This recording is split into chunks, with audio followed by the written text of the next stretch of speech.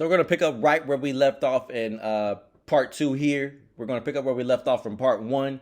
And we were where it states, Martha had said, Lord, do you not care that my sister has left me to serve alone? Therefore, tell her to help me. Lord, do you not care? Remember, I said so many people get to that place where they say they do not care, where they feel like God does not care. So instead of listening, instead of obeying, instead of being the servant, now they've tried to become God. They've tried to play God, and they want to tell God what to do. They want to tell God what he should have done and where he should have been, and how what they're going through. And they tell him as if he doesn't see all that they're doing. They want to be the boss. They want to be the mother or the father of Jesus instead of the child, instead of the one who was listening. They become so worried and so distracted like Martha. See, Martha, she was so worried, so distracted about the wrong things that she assumed that Jesus didn't care about her troubles in the kitchen. How many of you watching this video today, listening to the words coming out of my mouth today, how many of you have felt like at some point in time that Jesus doesn't care? Martha was in the kitchen and felt like Jesus didn't care. Maybe you're in your bedroom and feel like Jesus doesn't care. Maybe you're on the job and feel like he doesn't care. Maybe you feel like maybe your marriage has just been in trouble for some time now. You and your spouse have had some rough points now, and you feel like Jesus doesn't care about your marriage. Maybe you feel like he doesn't care about your children. Your children are sick, and you've been praying and praying and praying and believing that God is going to heal them. And you continue to seek one physician after another. You continue to put more and more money into treatments, and you're doing all of this. And you say, Lord, do you care? Lord, do you care? Maybe you're in your house and you feel like he doesn't care. Maybe you go to church and feel like Jesus doesn't care. How many of you watching this today, you feel like Jesus doesn't care? Because it's easy to assume when we're grinding and we're working and working, we're doing all of this, and we feel like we have no help. We feel like we've gotten nowhere. And we begin to say that Jesus doesn't care. When that's a lie from the pits of hell, because Jesus does care about you. Jesus does love you. Jesus sees where you are, and he's right there with you. But as I said in part 1, and as I'm going to say here, you have to sit at the feet of Jesus. Cast all your worries unto him. Give your burdens unto him. His word says, my yoke is easy and my burden is light. So if you feel so heavy, if you feel so much pressure, that ain't Jesus. Because his yoke is easy and his burden is light. But Martha here, she was burdened. She was carrying a heavy burden in that kitchen. And it was evident by the fact when she began to assume that Jesus doesn't care. See, there was more on Martha's heart than serving the guests. This is evidenced by Jesus' words. You are worried and troubled about many things. Remember, Jesus answered when she had said, tell Mary to help me. He said, Martha, Martha, you are worried and troubled about many things. There was more on Martha's heart than just serving the guests. Sometimes when we say, Lord, you do not care. You see me doing this. You see where I am today. You see me doing that. Remember, I said in part 1, when you welcome him into your heart, when you welcome him into the room, he already knows what's going on in your heart. He already knows what's going on in your mind. He already knows what's going on in the atmosphere. Before you even invited him in, he already knows what's going on. So he looks at Martha and says, you're troubled about many things. You're troubled about many things, Martha. And Mary has chosen that good part, which will not be taken away from her. See, Martha was choosing worry. Mary chose peace. Martha was choosing anxiety, and Mary was choosing peace. Martha was choosing stress. Mary chose peace. There's peace in the name of Jesus.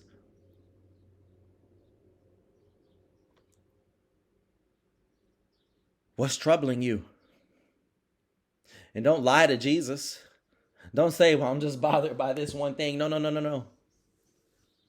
What has been troubling you for so many years that has turned into multiple problems that you are now concerned and worried about?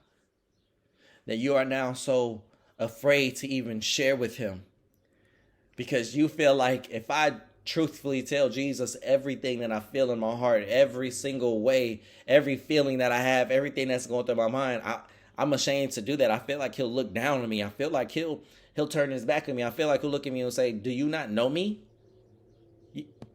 Away from me. But that's not Jesus. I want to tell you all today, that's not Jesus. When you pour out your heart unto him, tell your daddy how you feel. Tell Daddy God how you feel. I promise you. I promise you. I promise you. He's going to respond in a loving manner. He's going to respond in a way where he'll receive you. He'll receive every word and he'll say, now that you've shared it all, now that you've poured it all unto me, come into my arms. Come into my arms. I welcome you. You've welcomed me and now I welcome you.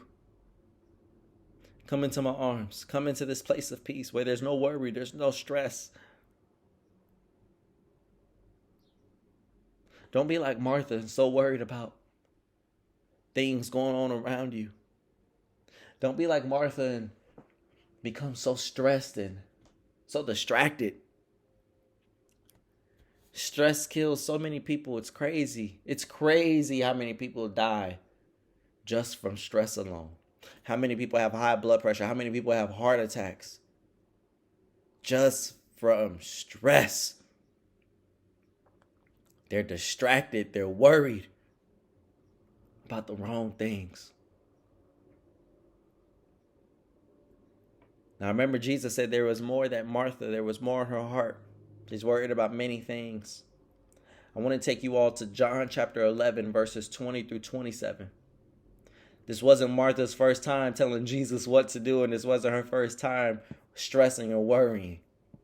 John chapter 11, verses 20 through 27. Now Martha, as soon as she heard that Jesus was coming, went and met him. But Mary was sitting in the house. Another story where Martha is up on the move again, and Mary is sitting. It's in Martha's nature. A lot of us are like Martha. Something don't go our way when somebody don't keep our word. I got to get up. I got to go handle this. I'm guilty of that too. We're just going to be real here. I'm guilty.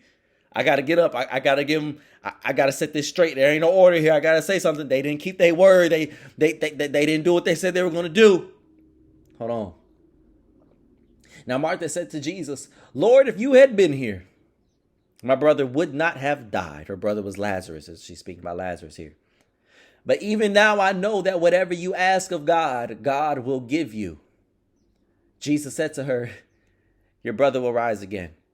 Martha said to him, I know that he will rise again in the resurrection at the last day. Don't take that as a faithful response or a wise response. Martha was being smart there.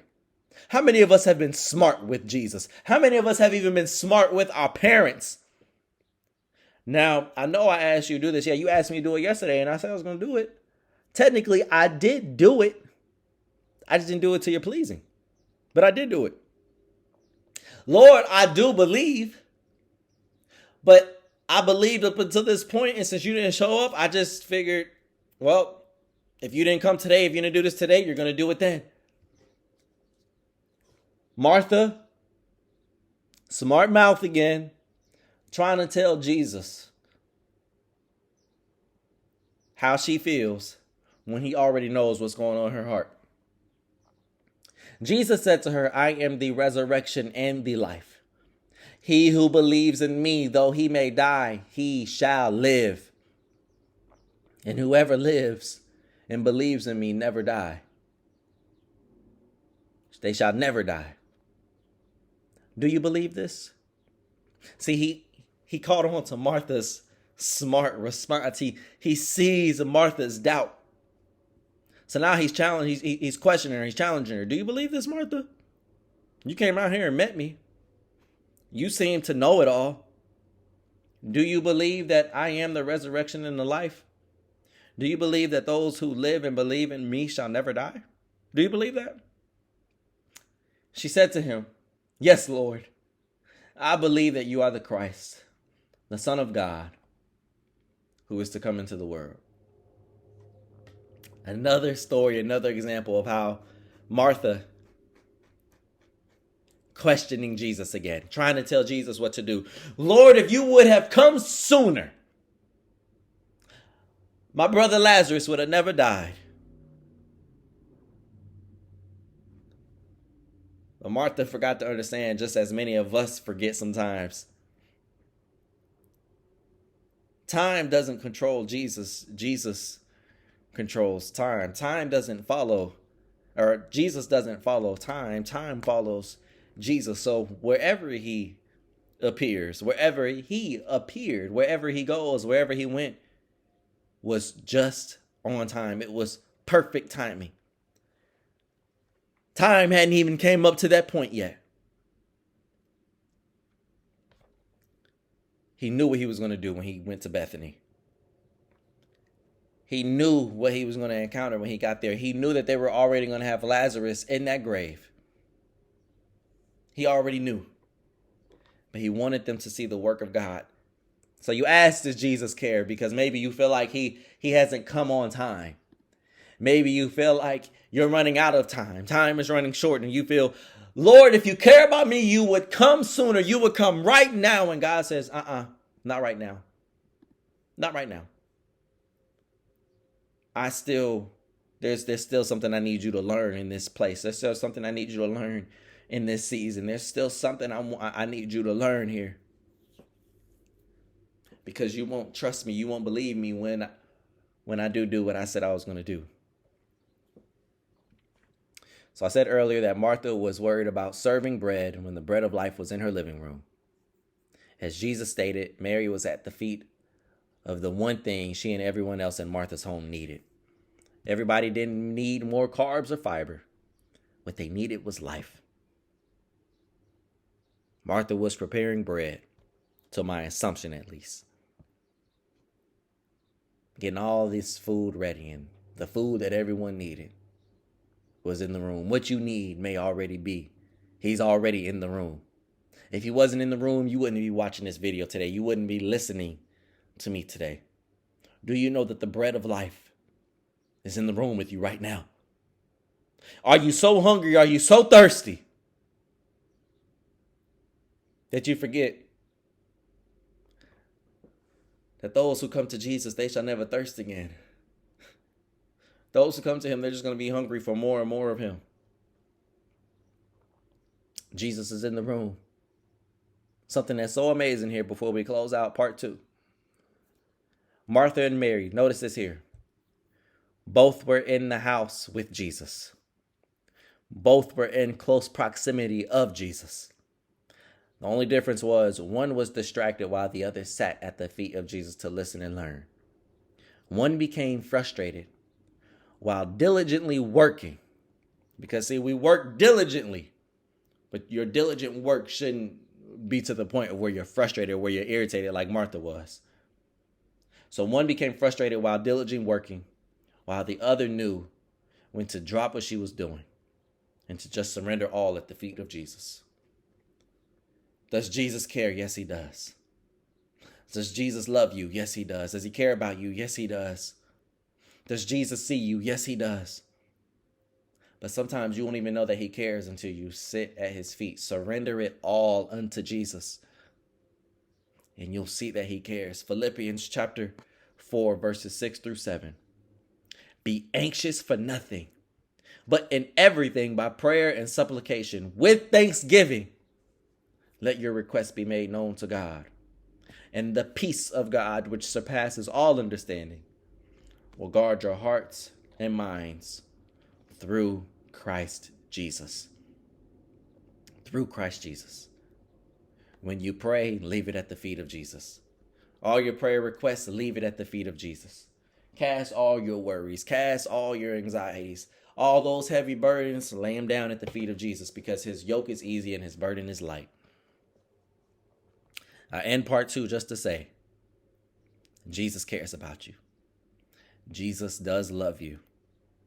But you won't know that. You won't feel that. You won't see that. You won't even sense that if you're trying to be a busybody and going everywhere. Trust in Jesus. Lean on him. Sit at his feet and listen. And you'll receive a word. You'll receive his peace like never before. God bless you, and I love you.